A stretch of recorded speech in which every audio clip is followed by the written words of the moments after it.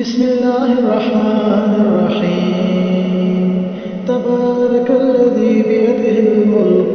وهو على كل شيء قدير الذي خلق الموت والحياة ليبلوكم أيكم أحسن عملا وهو العزيز الغفور الذي خلق 7 سماوات طباقا ما ترى في خلق الرحمن من تفاوت فارجع البصر هل ترى من فطور ثم ارجع البصر كرتين ينقلب إليك البصر خاسئا وهو حصير ولقد زينا السماء الدنيا بمصابيح وجعلناها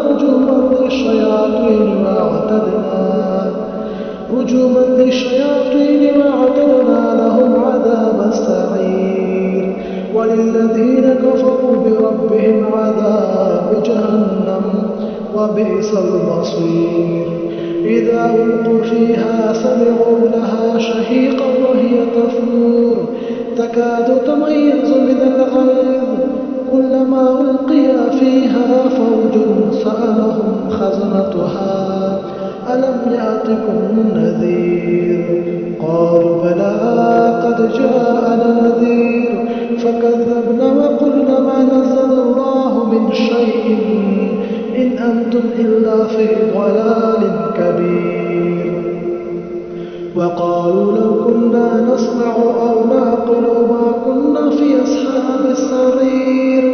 فاعترفوا بذنبهم فسحقا لأصحاب السعير إن الذين يخشون ربهم بالغيب لهم مغفرة وأجر كبير وأسروا قولكم أو اجهروا به إنه عليم بذات الصدور ألا يعلم من خلق وهو اللطيف الخبير هو الذي جعل لكم الأرض ذلولا فامشوا في مناكبها وكلوا من رزقه وإليه النشور أأمنتم من في السماء أن يخسف بكم الأرض فإذا هي تمور أم أمنتم من في السماء أن يرسل عليكم حاصبا فستعلمون كيف نذير ولقد كذب الذين من قبلهم فكيف كان نكير أولم يروا إلى الطير فوقهم صافات ويقبضن ما يمسكهن إلا الرحمن إنه بكل شيء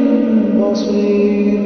أمن هذا الذي هو جند لكم ينصركم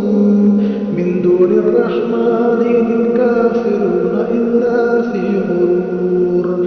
أمن هذا الذي يرزقكم إن أمسك رزقه بل لجوا في عتو ونفور أفمن يمشي مكبا على وجهه أهدى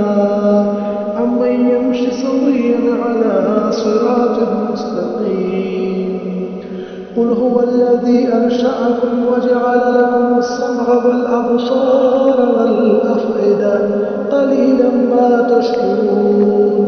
قل هو الذي ذرأكم في الأرض وإليه تحشرون ويقولون متى هذا الوعد إن كنتم صادقين قل إنما العلم عند الله وإنما أنا نذير مبين فلما رأوه زلفة سيئت وجوه الذين كفروا وقيل هذا الذي كنتم به تدعون قل أرأيتم إن أهلكني الله ومن معي أو رحمنا فمن يجير الكافرين من عذاب أليم قل هو الرحمن آمنا به وعليه توكلنا فستعلمون من هو في ضلال مبين قل أرأيتم إن أصبح ماؤكم غورا فمن يأتيكم بماء